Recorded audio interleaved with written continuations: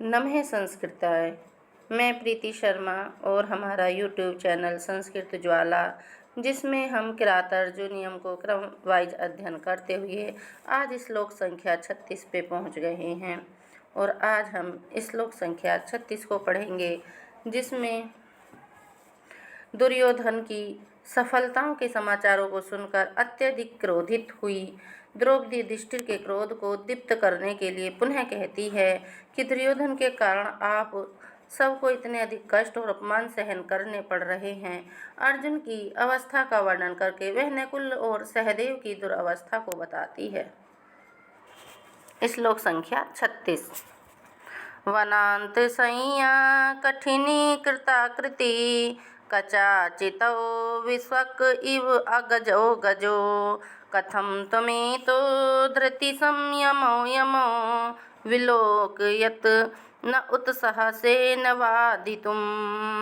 वनांत संज्ञा कठिनी कृताकृति कचाचितो विश्वक इव अगजो गजो कथम त्वमेतो धृति संयमो यमो विलोकयत् उत्साहसेन वादितुं। विलोकयत् उत्साहसेन वादितुं। अब इसका अन्वय।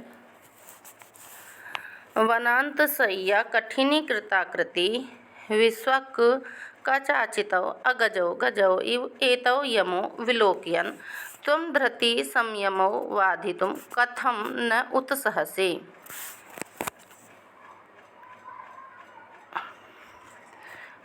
इसके शब्दार्थ। वनांत संज्ञा कठिनी कृताकृति वन भूमि वन प्रदेश वनांत रूपी संज्ञा पर सोने से कठिन कठोर रुक्ष हो गए हैं। शरीर देह आकृति जिनके ऐसे विश्वक सभी चारों ओर तरफ से कचाचितव केशों वालों से व्याप्त भरे हुए यथार्थ जिनके केश बढ़कर शरीर के चारों ओर लटक रहे हैं। अगजव पर्वत अग्ग में उत्पन्न हुए पर्वतों में उत्पन्न हुए पहाड़ों में। अगजव दो हाथियों की तरह। एतव इंदो यमो यमलो युगलो जुड़वा एक साथ उत्पन्न हुए। माद्री के पुत्र नकुल और सहदेव को विलोकियन देखते हुए तुम युधिष्ठिर धृति संयमो धैर्य धीरज संतोष और संयम आत्मनिग्रह नियम को वादितुम त्यागने छोड़ने परित्याग करने के लिए कथम न क्यों किस कारण से नहीं उत्साह से प्रवृत्त तैयार होते हो। अब इसका अन्वय से अर्थ निकालते हैं। वनांत संज्ञा कठिनी कृताकृति वन प्रदेश की संज्ञा पर सोने से कठोर आकृति वाले। विश्वक कचाचितव अगजव गजव इव चारों ओर से बिखरे हुए बालों वाले। इसीलिए पर्वत पर उत्पन्न हुए हाथियों के समान दिखाई देने वाले। एतौ यमौ विलोकयन् इन यमज इन जुड़वा भाइयों को नकुल और सहदेव को देखते हुए विलोकयन देखते हुए भी त्वं धृति संयमो वाधितुम कथम न उत्साह से तुम युधिष्ठिर धैर्य और संयम धृति संयमो धैर्य और संयम का परित्याग वाधितुम परित्याग करने के लिए कथम क्यों नहीं वाधित उत्साह से होते हो। इनका भाव है कि ये नकुल और सहदेव कितनी कोमल और सुंदर आकृति वाले हैं। वन की कठोर भूमि पर सोने से इनकी आकृति कठोर हो गई है। इनके बाल कभी संवारे नहीं जाते, वे चारों ओर बिखर रहे हैं। इसलिए ये पर्वतों पर उत्पन्न हुए हाथियों के समान प्रतीत हो रहे हैं। इनको देखकर भी तुम 12 वर्ष के वनवास और 1 वर्ष के अज्ञातवास की प्रतिज्ञा को लिए ही बैठे रहोगे। अब तुमको धैर्य और संयम का परित्याग कर दुर्योधन से बदला लेने के लिए उद्यत हो जाना चाहिए। सबसे पहले द्रौपदी ने भीम के बारे में कहा, फिर अर्जुन के बारे में कहा और अब नकुल और सहदेव के बारे में कह रही हैं। अब इसका अनुवाद बुक के अनुसार। वन भूमि वन प्रदेश रूपी संज्ञा पर सोने के कारण कठोर हुए शरीर वाले चारों ओर केशों बालों से व्याप्त भरे हुए, अतएव दो पहाड़ी हाथियों की तरह दिखलाई पड़ते हुए इन दो जुड़वा भाइयों नकुल और सहदेव को देखते हुए आप अपने धैर्य और संयम को छोड़ने के लिए तैयार प्रवृत्त क्यों नहीं होते। ये द्रौपदी कह रही हैं युधिष्ठिर से। पहले उन्होंने भीम के लिए कहा और अब अर्जुन के लिए कहा और अब नकुल और सहदेव के लिए, चारों भाइयों के लिए कह दिया। अब इसमें जो समास वनस्य अंतः वनांतः षष्ठी तत्पुरुष वनांतः इव संज्ञा वन संज्ञा कर्मधारय समास अकठिनः कठिन कृति इति कठिनीकृता गति समास वनांतशय्यः कठिनीकृतः वनांतशय्यः कठिनीकृतः तृतीय तत्पुरुष वनांतशय्यः कठिनीकृता कृतियोतौ वनांतशय्या कठिनीकृता कृति बहुव्रीहि समास कचई आचितौ कचाचितौ तृतीय तत्पुरुष न गच्छति इति अगः पक्षे नगः अगे जायते इति अगजौ उपपद समास धृति च संयम च इति धृति संयमो द्वंद्व समास।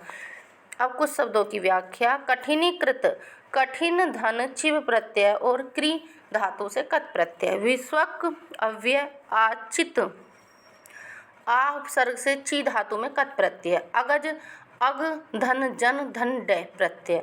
विलोक्यन वि उपसर्ग लोक धातु सत्र प्रत्यय प्रथमा का एक वचन। वाधितुम वाध से तुमुन प्रत्यय। उत सह से उत धन सह धन लट अन्य पुरुष एक वचन।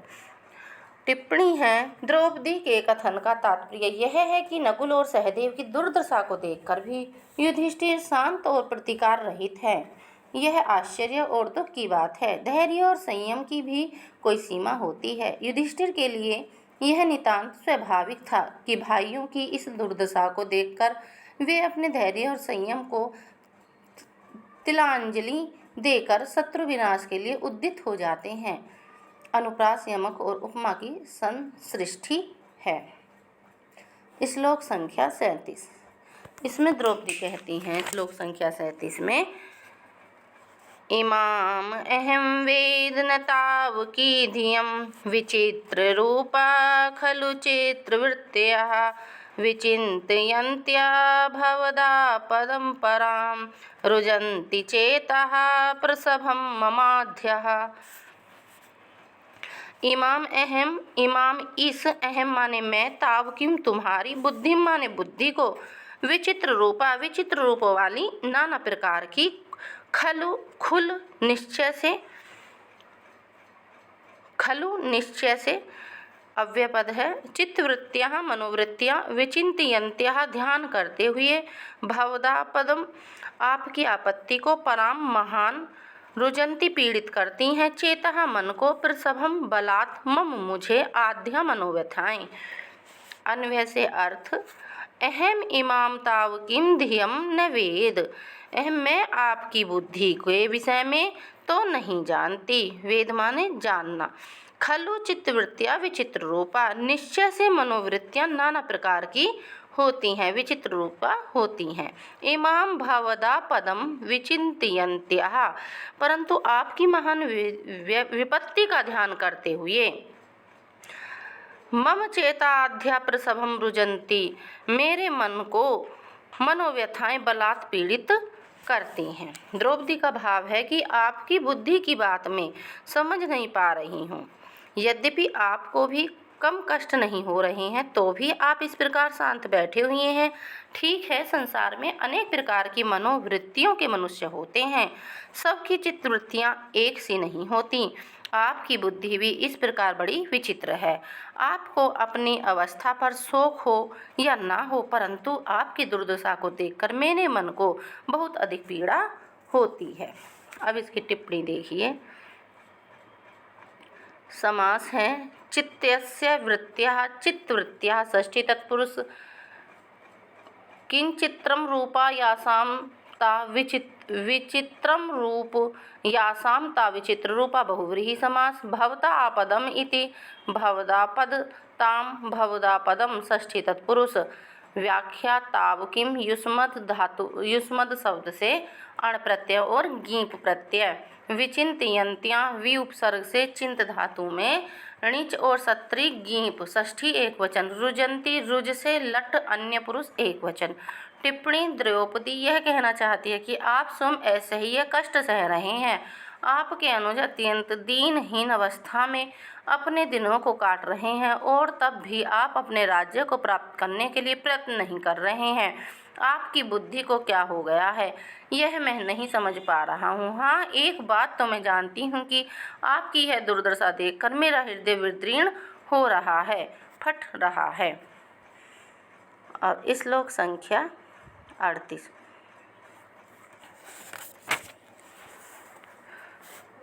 दुर्योधन की सफलताओं को सुनकर अत्यधिक क्रोधित हुई द्रौपदी युधिष्ठिर के भावों को उद्दीप्त करने का प्रयत्न कर रही है। वह कह रही है कि दुर्योधन के कारण न केवल अपने भाई भीम, अर्जुन, नकुल, सहदेव को ही विपत्ति झेलनी पड़ रही है, आपकी भी दुर्दशा हो रही है। वह क्रमशः दशाओं का वर्णन करती हुई पहली दुर्दशा यह है।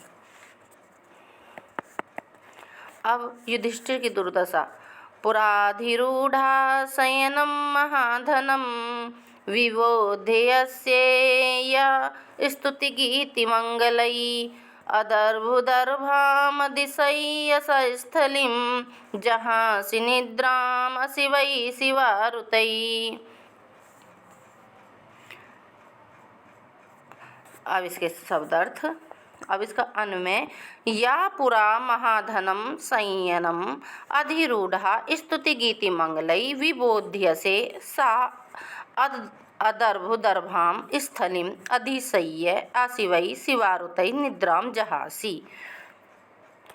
पुराधिरूढ़ा, पुरा पहले, अधिरूढ़ा आरूढ़ हुए, शयनम बिस्तर, महाधनम बहुमूल्य, विबोध्य से जगाए जाते थे, या जो स्तुति गीति मंगलई मंगलकारी स्तुति और गीतों से, अदर्भुदर्भाम बहुत से कुशों से युक्त, अधिशय्य सोकर, सह वह स्थलिम भूमि पर जहासी छोड़ते हो, निद्राम नींद को, आशिवई अमंगलकारी, शिवारुतई गिदड़ियों की ध्वनि से।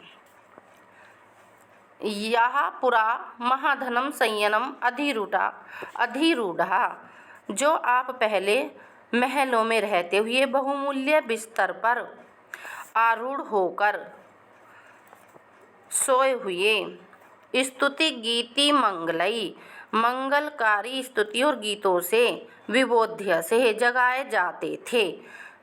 पहले की दशा और अब की दशा का देखिए अब कैसी है। सा अदर्भुदर्भाम स्थली अधिशय्य ऐसिवई शिवारुतई निद्राम जहासी।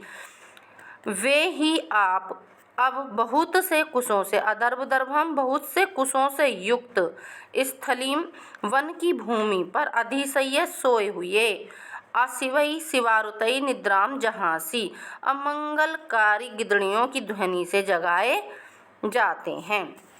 भाव यह है कि हे महाराज, आप पहले महलों में बहुमूल्य कोमल शैयाओं पर सोते थे, अब आप चुभने वाले दर्भों से युक्त वन की भूमि पर सोते हैं।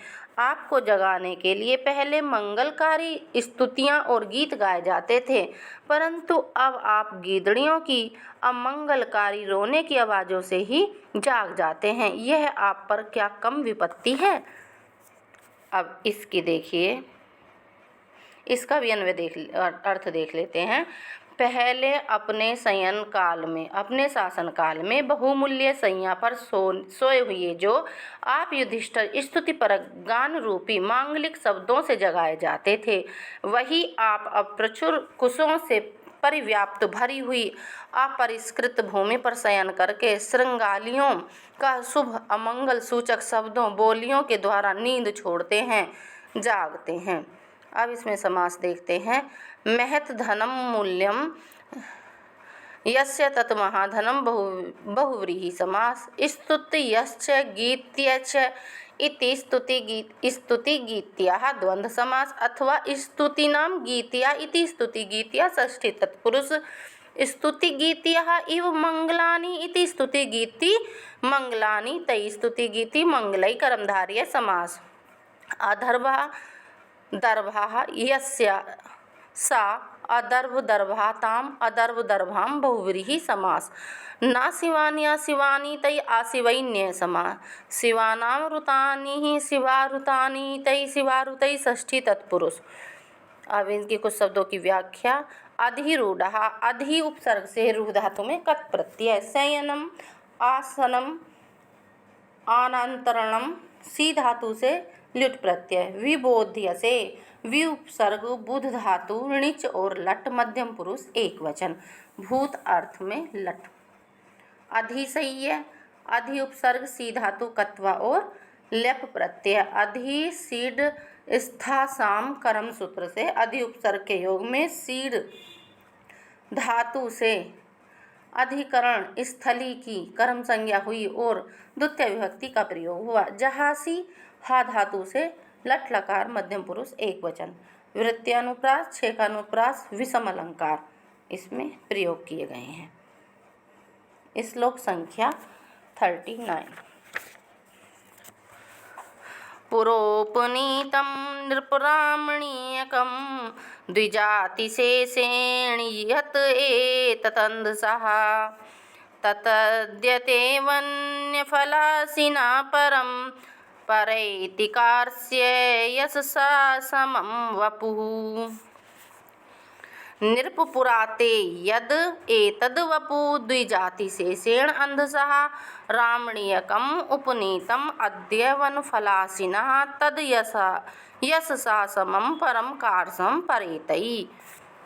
नृपः, हे राजन, पुरा पहले, उपनीतम प्राप्त कराया गया, रामणीयकम सौंदर्य को, द्विजाति शेषेण ब्राह्मणों के उपभोग से बचे हुए, यत जो, एतत यह, अंधसा अन्न से, तत्व वह, अद्य आज, ते तुम्हारा, वन फलासिना जंगली फलों को खाने वाले, परम अत्यधिक, परेतई प्राप्त होता है, कार्ष्यम क्षीणता को, समम साथ, वपु शरीर। अब इसका अन्वय से अर्थ निकालते हैं। नृप, हे राजन, पुरा पहले, ते यत एतत वपु द्विजाति शेषेण अंधसहा, पहले तो तुम्हारा यह शरीर ब्राह्मणों के उपभोग से बचे हुए अन्न से सौंदर्य को प्राप्त हुआ था। रामणीयकम उपनीतम अद्य, प्राप्त सौंदर्य को प्राप्त, रमणीयकम माने सौंदर्य को प्राप्त, उपनीतम हुआ था। अद्य आज, वन्य फलासिना तद यशसः समम परम कार्ष्यम परेतई, अद्य आज जंगली फलों को खाने वाला तुम्हारा वही शरीर यश के साथ अत्यधिक क्षीण हो रहा है। कार्ष्यम माने क्षीण हो रहा है।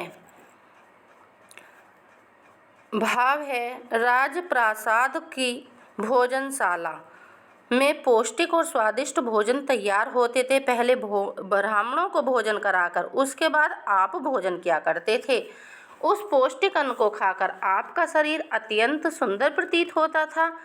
अब शत्रु द्वारा तिरस्कृत होकर वनों में चले जाने से आपका यश तो क्षीण हो ही रहा है, साथ ही जंगली फलों के खाने से शरीर भी क्षीण होता जा रहा है। अब इसका अर्थ देख लेते हैं। हे महाराज, आपका यह शरीर पहले ब्राह्मणों के द्वारा भोजन कराने के पश्चात शेष बचे हुए अन्न से रमणीयता को प्राप्त हुआ था, अत्यंत रमणीय प्रतीत होता था। वन में उत्पन्न होने वाले फलों को खाने वाले आपका वही शरीर आज कीर्ति के साथ साथ अत्यधिक कृशता को, क्षीणता को प्राप्त हो रहा है, अत्यधिक दुर्बल हो रहा है। अब इसमें समास। द्विजाति जन्मनि येषां ते द्विजात्याः बहुव्रीहि समास। द्विजातीनां शेषं शेषः वा इति द्विजातिशेषं तेन द्विजातिशेषेण षष्ठी तत्पुरुष समास। वने भवं वन्यं, वनानि फलानि इति वन्यफलानि कर्मधारय समास। वन्यानि फलानि अश्नाति इति वन्यफलासिन्, वन्यफलासि तस्य वन्यफलासिनः उपपद समास। अब कुछ शब्दों की व्याख्या। रमणीयस्य भावः रामणीयकम, रमणीय धन वूय प्रत्यय अकादेश हो जाता है, वो को ये की इत संज्ञा कर दी जाती है, तस्या लोपा से लोप। कृशस्य भावः कार्ष्यम् कृशधनस्य प्रत्यय परेति परा उपसर्ग से ई धातु में लट लकार अन्य पुरुष एक वचन परैति। टिप्पणी। दुर्योधन ने कपट का आश्रय लेकर युधिष्ठिर के राज्य को अपने अधीन कर लिया। आज युधिष्ठिर वन में इधर उधर ठोकर खा रहा है। इधर उधर भटकते रहने से तथा यथाइष्ट भोजन के अभाव में युधिष्ठिर का शरीर अत्यंत दुर्बल हो गया है। दान आदि के अभाव में युधिष्ठिर का यश भी अत्यंत क्षीण हो गया है। जब युधिष्ठिर राजा थे तब अनेक ब्राह्मण उनके यहाँ भोजन करते थे, इससे उन्हें यश मिलता था। आज तो उनके लिए अपना पेट भरना भी कठिन है, अतः दान आदि के अभाव में उन्हें अब यश नहीं मिलता। द्रौपदी युधिष्ठिर को बतलाना चाहती है कि उनका शरीर भी क्षीण हो गया है और यश भी। शरीर और यश का क्षीण होना अत्यंत अहितकर है। शरीर और यश की रक्षा के लिए शत्रु से राज्य पुनः प्राप्त करना अत्यंत आवश्यक है। दो वस्तुओं का एक साथ कथन होने से सहोक्ति अलंकार है। श्लोक संख्या 40। दुर्योधन के विरुद्ध युधिष्ठिर के क्रोध के भावों को उद्दीप्त करने के लिए द्रौपदी ने पहले उसके भाइयों भीम, अर्जुन, नकुल, सहदेव की दुर्अवस्था का वर्णन करके उसकी स्वयं की बुरी अवस्था का वर्णन आरंभ किया। अब उसकी दो अवस्थाएं शयन और भोजन को बताकर अब तीसरी दुर्अवस्था को बताती है।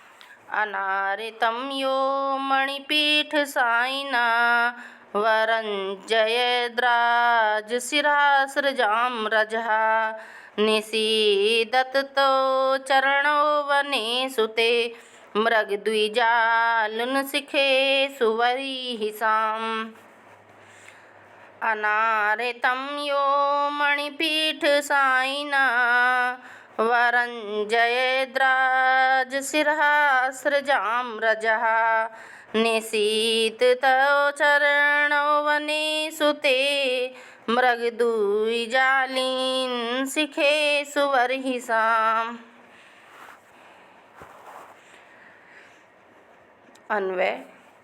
मणिपीठ साइनौ यौ राजशिरास्रजां रजः अनारतम् अरञ्जयत् तौ ते चरणौ मृगद्विजालूनशिखेषु वरीहिषां वनेषु निषीदतः। अनारतं निरंतर यौ जो मणिपीठ शयना आवरञ्जयत् राजशिरः सृजाम। मणिपीठ साइनौ मणि जड़ित पीठ पर बैठे हुए अरंजयत रंगा करता था। राजशिरः सृजाम राजाओं के सिरों की मालाओं से, सृजाम मालाओं से, रजहा पराग, निषीदतः पड़ रहे हैं तव वे दोनों चरणों पैर वनेषु वनों में मृगद्विजालून शिखेषु हरिणों तथा तपस्वियों द्वारा काटे गए सिरों वाले वरीहिषां कुशाओं के। अब अर्थ निकालते हैं। मणि पीठ साइन्यो यो राजशिरः सृजाम रजा अनारतम अरंजयत। मणि पीठ पर रखे हुए जिन तुम्हारे पैरों को प्रणाम करते हुए राजाओं के सिरों की मालाओं का पराग निरंतर रंगा करता था। तव ते चरणों तुम्हारे वे ही दोनों पैर मृगद्विजालून शिखेषु वरीहिषां वनेषु निषीदतः हरिणों और तपस्वियों द्वारा काटे गए। हरिण तो कुशा को खाते हैं और ब्राह्मण तपस्वी लोग उसको काट के लाते हैं, तो उसकी बात कर रहे हैं कि वे ही पैर हरिणों और तपस्वियों द्वारा काटे गए सिरों वाले कुशों के वनों में पड़ रहे हैं।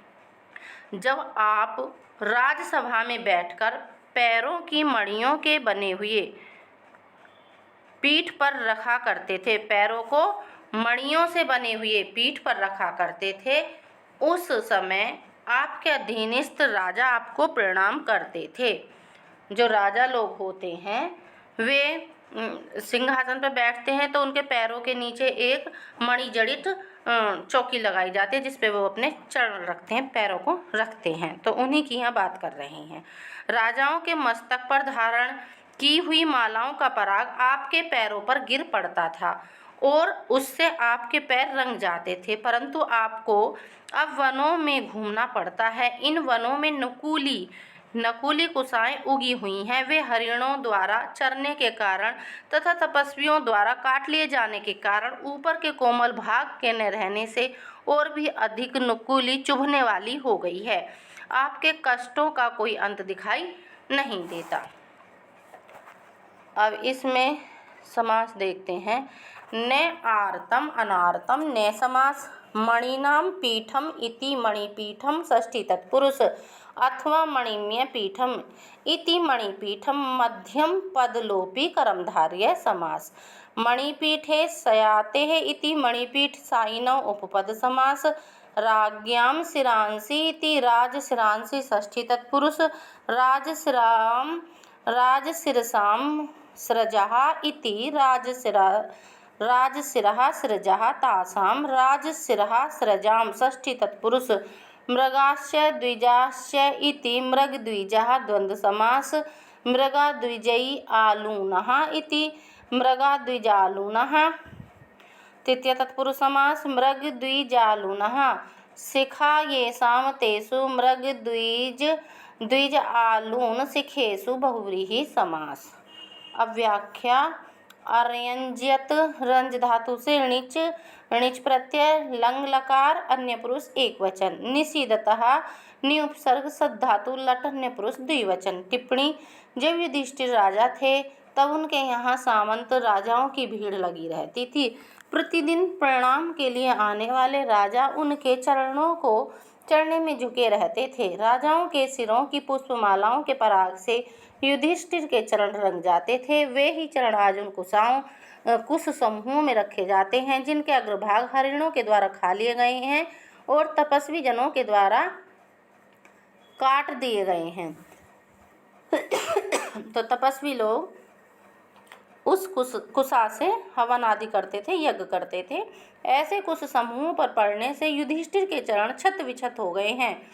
युधिष्ठिर की यह दुर्दशा द्रौपदी के हृदय को विदीर्ण कर रही है और यहाँ पर वृत्त्यनुप्रास अलंकार है। धन्यवाद सभी को। आज इतने ही 40 तक हो गए हैं और एक वीडियो और आएगी उसमें 46 तक, इसमें 46 दिए गए हैं प्रथम सर्ग में, पूरे हो जाएगी बुक। बहुत बहुत धन्यवाद सभी को।